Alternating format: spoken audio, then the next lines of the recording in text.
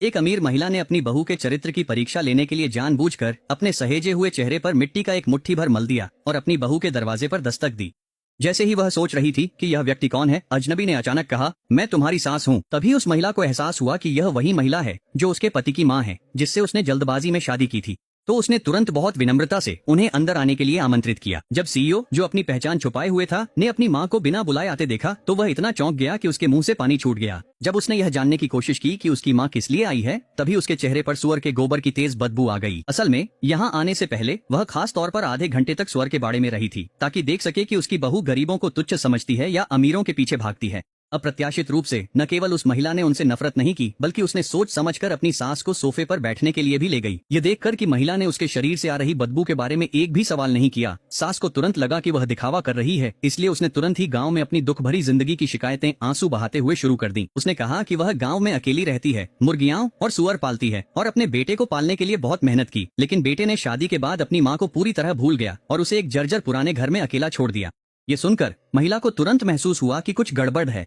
ये सास बार बार कह रही थी कि वह गरीब है, लेकिन उसकी गर्दन में एक कीमती जेड का हार था। डर था कि उनकी पोल खुल जाएगी, इसलिए सीईओ ने जल्दी से बीच में आकर माहौल संभाल लिया। उसने कहा कि यह तो बस सड़क किनारे की दुकान से खरीदा गया सस्ता प्लास्टिक का हार है, जो सिर्फ दिखावे के लिए पहना गया है। महिला ने वास्तव में उस पर विश्वास कर लिया और सहानुभूति जताते हुए कहा कि उसकी सास के लिए गाँव में अकेले रहना जरूर बहुत मुश्किल होगा। बिना किसी हिचकिचाहट के उसने फैसला किया कि वह अपना सामान पैक करके अपनी सास के साथ गाँव लौट जाएगी और सुअर पालेगी। जैसे ही उसने यह कहा, माँ और बेटा दोनों सन्न रह गए। सीईओ ने तुरंत उसे रोकते हुए कहा कि वह महिला एक प्रतिष्ठित विश्वविद्यालय की स्नातक है, तो वह गांव जाकर सुअर कैसे पाल सकती है।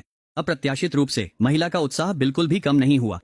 इसके बजाय उसने उत्साहित होकर अपना फोन निकाला और टिकट बुक करने लगी। अब दोनों घबरा गए। सास को अचानक एक तरकीब सूझी और उसने कहा कि उसे प्यास लगी है, उम्मीद है कि महिला उसे एक गिलास पानी ला देगी। मासूम महिला को भेजने के बाद भी वह हार मानने को तैयार नहीं थी और सीईओ से कहने लगी कि वह महिला जरूर अभिनय कर रही है, सादा और मासूम बनने का नाटक कर रही है। लेकिन दोनों में से कोई भी यह कल्पना नहीं कर सकता था कि यह महिला, जो पूरे दिल से सुअर पालने के लिए तैयार थी, असल में सबसे अमीर परिवार की इकलौती बेटी थी। जब उसके पिता को पता चला कि उसने अपनी पहचान छुपाकर एक गरीब आदमी से शादी कर ली है, तो वह इतने गुस्से में आ गए कि वहीं उसकी सारी बैंक कार्ड्स फ्रीज कर देना चाहते थे। लेकिन उस महिला को बिल्कुल भी डर नहीं था, क्योंकि वह केवल किराया वसूल कर ही आर्थिक रूप से स्वतंत्र जीवन जी सकती थी। फिर भी गुस्से में उसके पिता ने खुद आकर उसे वापस ले जाने का फैसला किया। इसी समय महिला का फोन बजा। जैसे ही उसने कॉलर नोट देखा, उसे तुरंत एहसास हो गया कि कुछ भयानक होने वाला है। असल में उसकी असिस्टेंट उसे बता रही थी कि चेयरमैन उसे वापस ले जाने आ रहे हैं।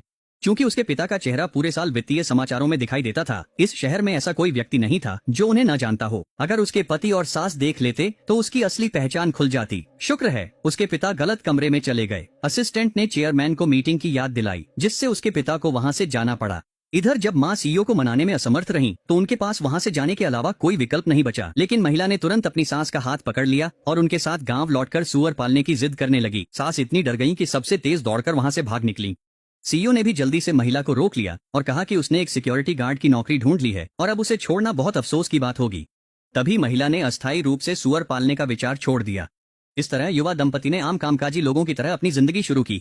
कंपनी पहुंचने के बाद सीईओ ने अपनी सिक्योरिटी यूनिफॉर्म उतारकर एक खास तौर पर सिलवाया हुआ सूट पहन लिया। जैसे ही वह अपने हाथ में $10 अरब का ऑर्डर संभाल रहा था, महिला ने फोन किया और बताया कि उसने उसके लिए प्यार से घर का बना लंच तैयार किया है। सीईओ ने तुरंत मीटिंग रद्द कर दी, जल्दी से अपनी सिक्योरिटी यूनिफॉर्म फिर से पहन ली और उससे मिलने के लिए एक आम कर्मचारी का नाटक किया। महिला द्वारा अपने हाथों से बनाए गए खराब घर के खाने को देखकर वह केवल खुद को उसे खाने के लिए मजबूर कर सका। ठीक उसी समय महिला का पूर्व प्रेमी अपनी नई गर्लफ्रेंड के साथ वहां आ गया। उन्होंने सुना था कि महिला ने एक गरीब आदमी से शादी कर ली है, इसलिए वे खास तौर पर उसका मजाक उड़ाने आए थे। पूर्व प्रेमी ने सीधे उनकी मेज पलट दी। महिला बहुत गुस्से में थी और उसका सामना करना चाहती थी, लेकिन पूर्व प्रेमी ने सीईओ की कंपनी में मैनेजर होने के नाते दोनों को नीचा दिखाया। उसने यहाँ तक धमकी दी कि वह उसके सिक्योरिटी गार्ड पति की नौकरी मिनटों में छीन सकता है। उसे यह नहीं पता था कि जिस गरीब आदमी को वह नीचा समझ रहा है, वह असल में खुद सीईओ है। महिला को अपमानित होते देख सीईओ अब और खुद को रोक नहीं सका। उसने सीधे एचआर को फोन किया और कहा कि बिजनेस डिपार्टमेंट के मैनेजर को 1 मिनट के अंदर निकाल दिया जाए।